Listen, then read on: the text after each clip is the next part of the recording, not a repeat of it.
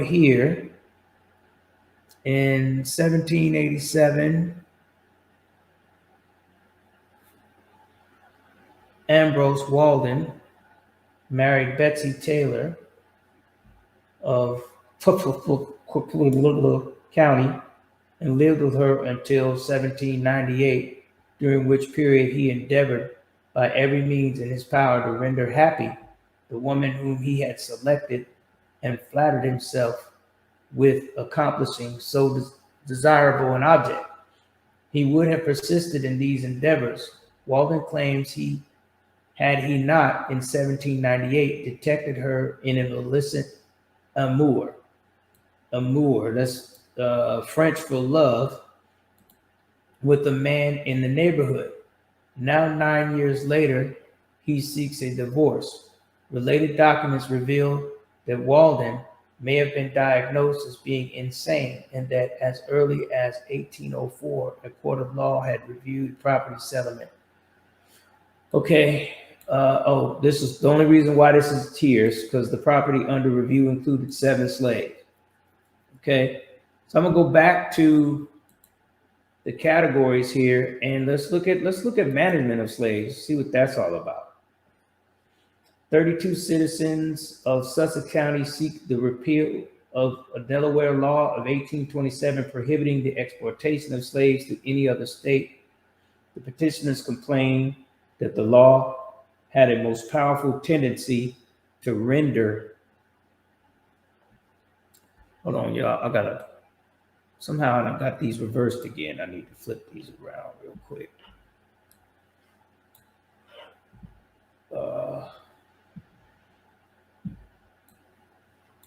It's hell on my damn neck.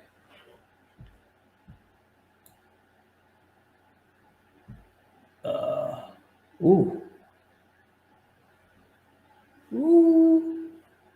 that looks funny, huh? Let me put that right there. See what's going on with that. Isn't that neat? Da-da-da-da. Okay, let's see.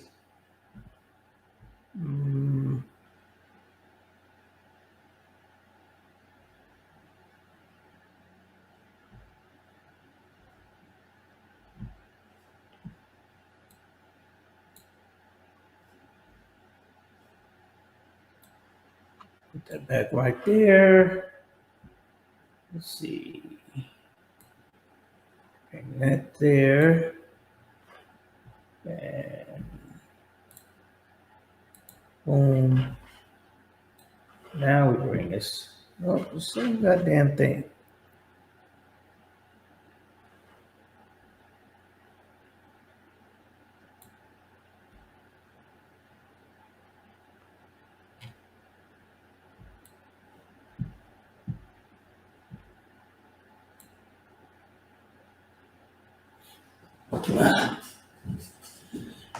Okay, it's time to get comfortable here.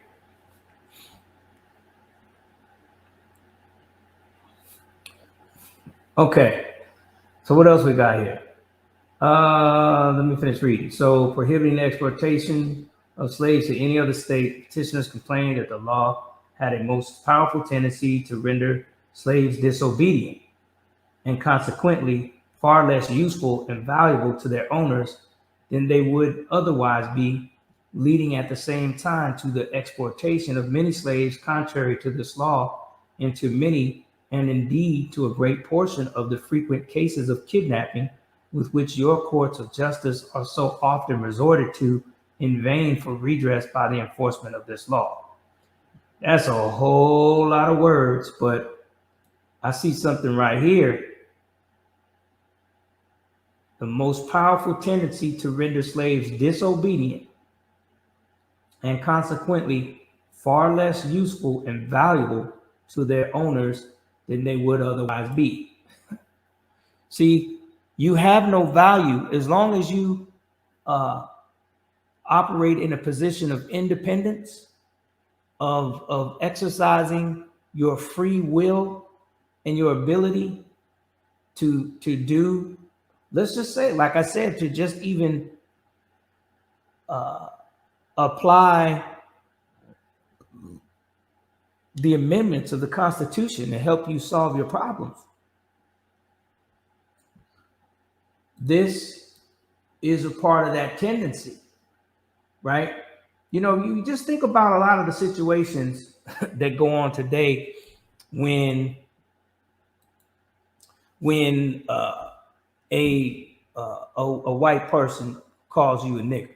Now let's be straight. I'm not talking about, because no matter how much you guys want to say it's not a difference, there is a difference in,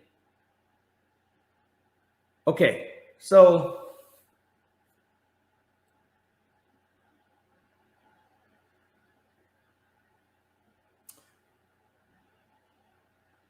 if I say,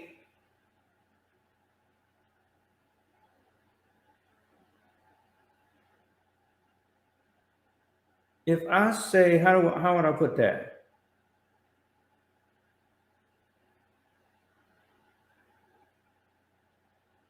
If I say you my boy, if I say you my homeboy, if I say you my bro, if I say you my bruh, if I say you my nigga,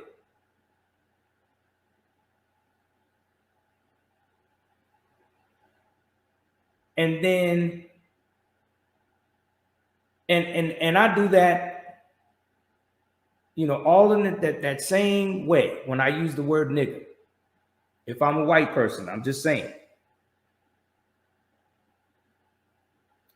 But then at the same time, if you piss me off, if I'm a white person and you do something that pisses me off, you make me upset, and I say, nigger, you nigger.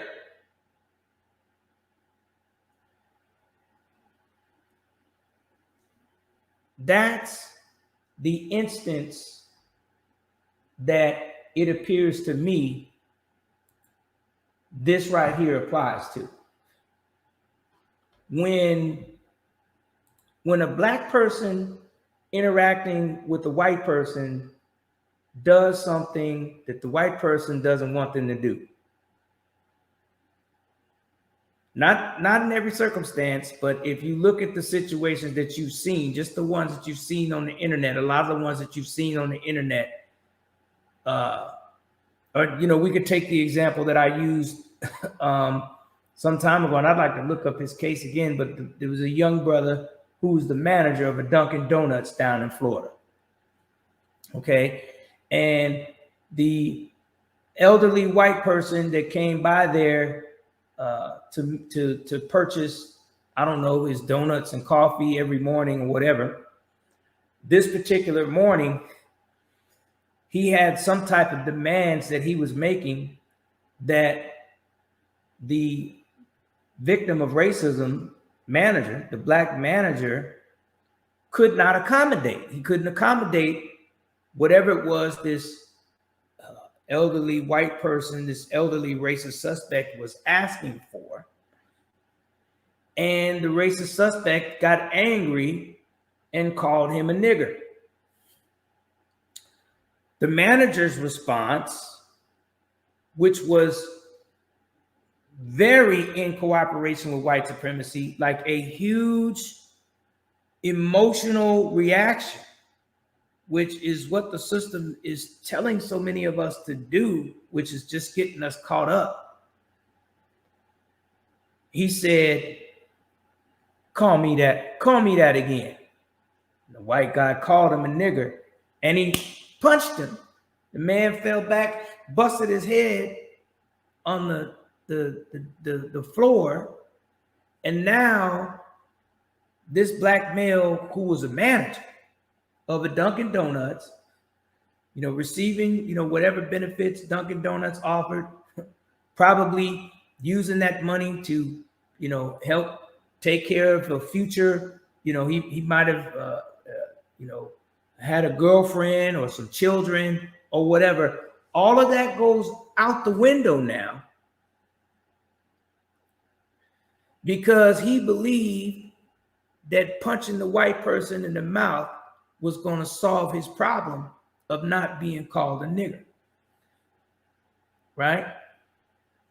Whole nother situation. But if I use this to stay focused on what I'm saying here, this seems to be usually the reason that a racist suspect is calling a black person a nigger, is whenever that black person is not doing what they expect you to do. You know, just my opinion on that.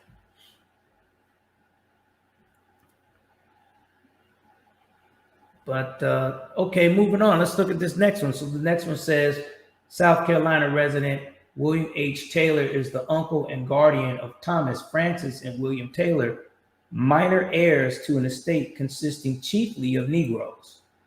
The minors live in South Carolina, but the slaves are in Warren County, Mississippi. Taylor states that he finds it difficult to manage the slaves and hire a suitable overseer from such a distance. He asks the legislature for permission to transport the slaves to South Carolina. So this is a petition, you know, to the state government for state government of Mississippi to petition transport some slaves to South Carolina. This is the other one. Upon the death of her half-brother, Jane Randolph, an infant, inherited 40 slaves.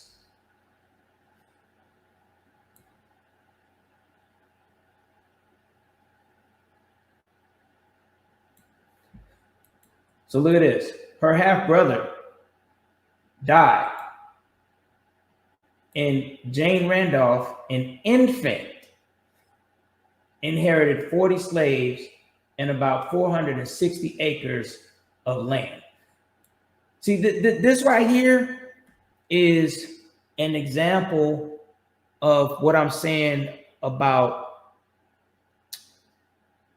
white supremacy, like how the system of racism, white supremacy works. Okay, this we can assume, it's safe to assume that Jane Randolph is a white person. She is an infant, a baby, and had to do absolutely nothing to inherit 40 slaves and 460 acres of land. We know this land is stolen, right? You do know that, right? This land, this 460 acres of land, you know what I'm saying? But I'm saying, and well, all of this is stolen. All this property is stolen. The slaves and the land. This is stolen property that this infant inherited. Not even talking, can't even speak yet, can't wipe their own ass, and got 40 slaves and 460 acres of land. Let's continue. Her father and guardian, R.C. Randolph Natchez, asked permission to sell the property because he does not have time to manage the slaves properly. Rather, he would prefer to sell the land and slaves at 1/3 cash, the balance on credit, 1 or 2 years with interest, and invest in bank stock. 1831, they're talking about investing in stock and interest and credit. So this guy, father and guardian, he talking about, I mean, come on, man. What else we got to look at? I'm going to get off of this. Wait, let me look at this one. Thomas Boone, guardian of the minor Sally Knox, sold a slave belonging to his ward for $1,750 in the state of Alabama. He was motivated to do so because the slave had a wife and refused to move to Mississippi with him. Let's look at that. The slave had a wife and he refused to move to Mississippi with him. Furthermore, Boone claims the slave was of bad character, could read and write, and used his skills to forge an order and procure the money. Having been informed that the sale was illegal because of his failure to seek permission from the Carroll County Court, Boone asked his legislature to pass an act to confirm and ratify the sale. This is the Mississippi, 1859. I'm telling you some interesting stuff right here.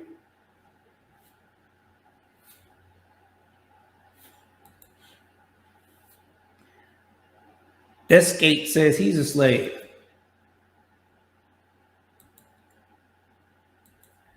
Okay, so let's see. Let's look at breeding of slaves. What they talking about there?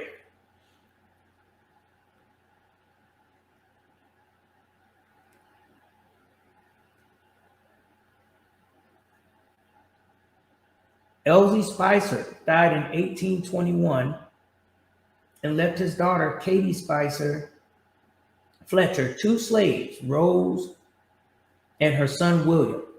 Shortly afterwards, Fletcher and her husband were sued for an old debt, and the sheriff confiscated the 2 slaves, putting them on the auction block. Katie and her brother, Curtis Spicer, executor of their father's estate, agreed that Curtis should purchase the slaves and turn them over to Katie. However, after purchasing them for $75, he refused to turn over William and sold Rose on his sister's behalf, but kept the money. The conduct and dealing of Curtis, the Fletcher's charge, was unfair and illegal, and after Curtis's death in 1823, they sued Rhoda Spicer, Curtis's widow, and the executrix of his estate, seeking reimbursement. Which one was this? This is I think this was breeding of slaves. Okay. In a supplemental bill, William H. Scruggs states that he holds a mortgage from John G. Holcomb in which slaves were used as collateral. Before payment of the mortgage was due, William Bellamy obtained a judgment against Holcomb in which the same slaves were levied. He asked the court to settle the dispute by foreclosing on the mortgage and ordering sale of the slaves.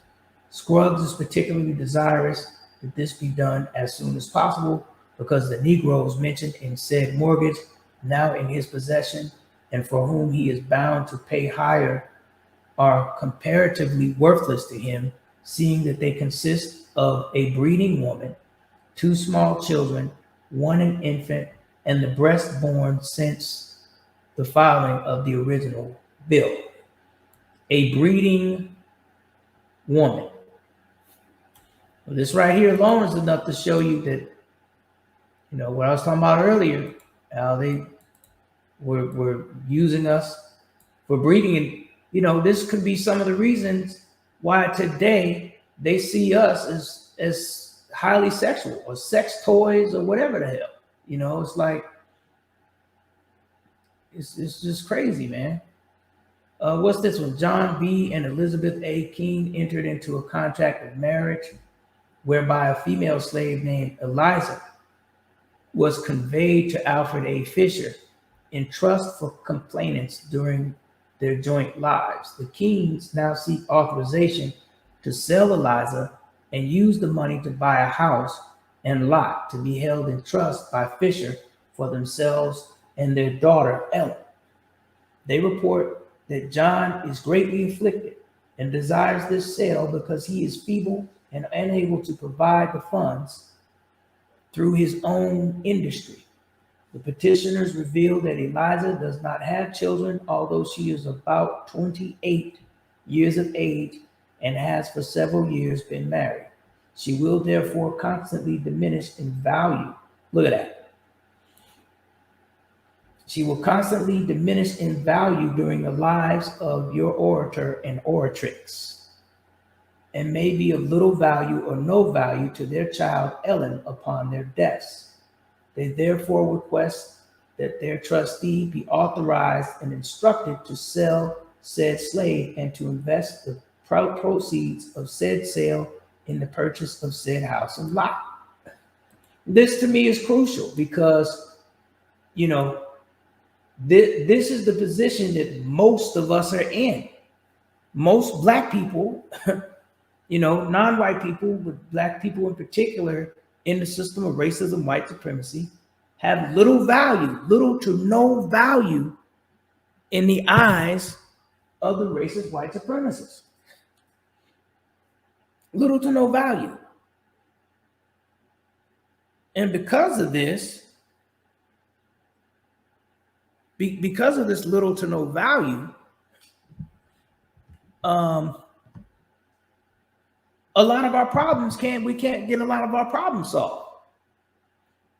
You know, you all probably don't know about the analogy that I usually use when I speak about Django, right? But if you watch the movie Django, in the opening scene, Django is in a group. He's moving along.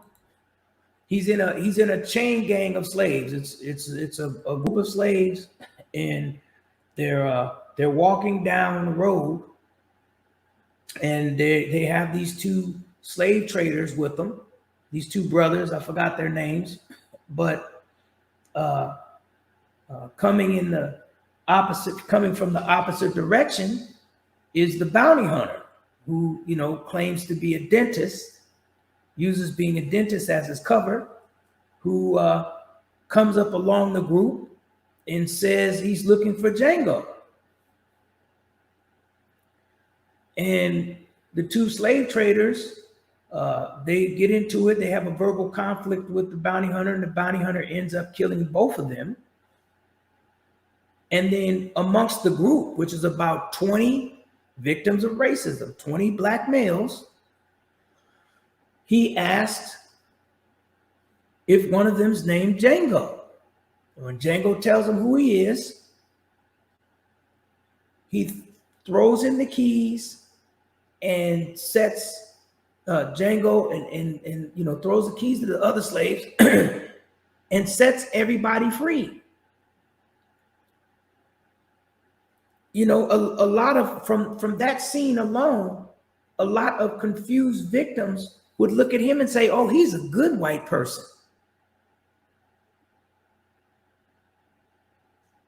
But when you think about it from a business perspective, and especially of the racist white supremacist perspective, even he's a bounty hunter. He's not a slave trader. He knows nothing about selling slaves. And so he don't want to have nothing to do with selling slaves. So he lets the other slaves go, but he keeps Django because why? Django has some value to him. Django is the only person that knows what his bounty looks like. And because Django is the only person that knows, he has value. And because he has value, now this bounty hunter is showing Django all kinds of shit, telling him the law, how to use the bounty, buying him clothes and fancy clothes, and got him a horse. And Django got all of these benefits, which I would say could be equated to compensatory investment requests. If you look that up in the code book. But this right here to me is key. And you know, if you are a black person who has little value or no value in the eyes of a racist suspect, you are a nigger. You're disobedient. You just, you're unruly. You think you're on the same level as them. You're uppity. They can't stand,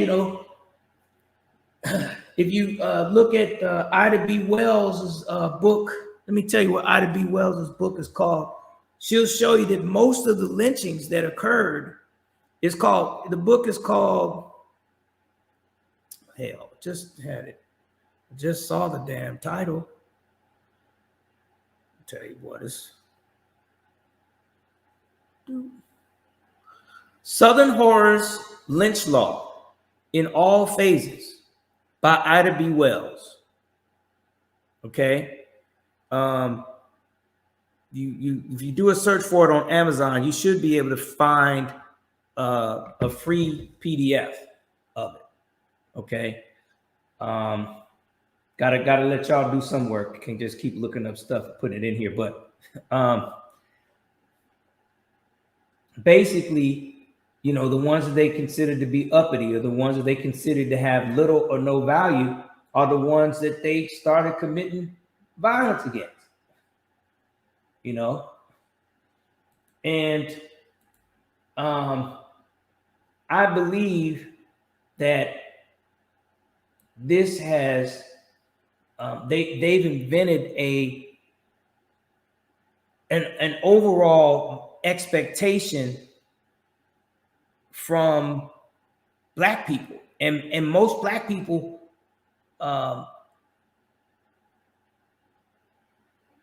have. I can't say we because I don't think it's deliberate. I think it's like a behavior that's been passed down from generation to generation, to where you got to do things, or you're supposed to do things to add value to yourself. So then white people will help you, so to speak, right?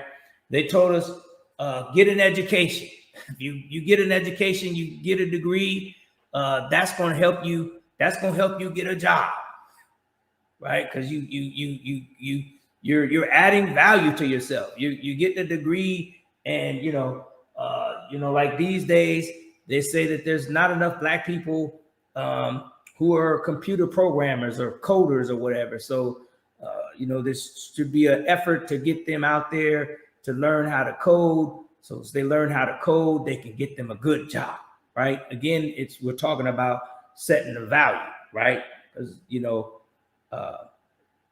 if according to the system, if you're useless, then where do you end up at? You end up on the streets, right? That's what the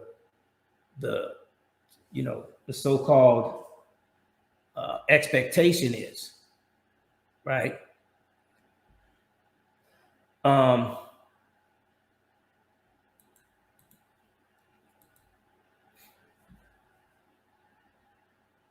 But let's see, what else do we have here?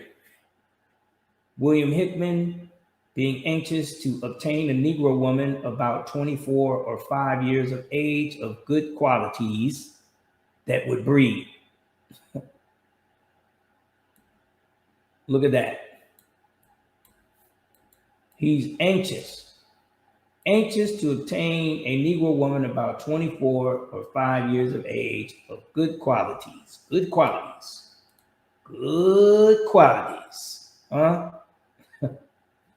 I'm telling you, this can really tell you a lot about how the behaviors of what's going down today, right? Especially one who had male children, purchased a slave named Queen and her son Ned from Thomas Trundle. Shortly after the purchase, he became persuaded that the child suffered from epileptic fits, which will ultimately result in idiocy or entire derangement of the mind. Queen is also unhealthy, but Trundle refuses to rescind the contract. As further evidence of Trundle's fraudulent intentions, Hickman claims that he intended that his note for the slaves would be payable in 12 months, but that Trundle made it payable in 1 day. Now Trundle has won a judgment on the note in the law side of the court, and Hickman asks this court for an injunction restraining Trundle from proceeding on the judgment and for a final decree rescinding the contract. That's in Kentucky, 1829. William Botkin Jr. is the guardian of Andrew J. and Paulina Jordan, heirs of John Jordan, deceased. In his will, John Jordan specified that a slave named Leah should be hired out until his youngest daughter, Martha, alias Patsy, arrived at age 8, and in the event that the said Negro woman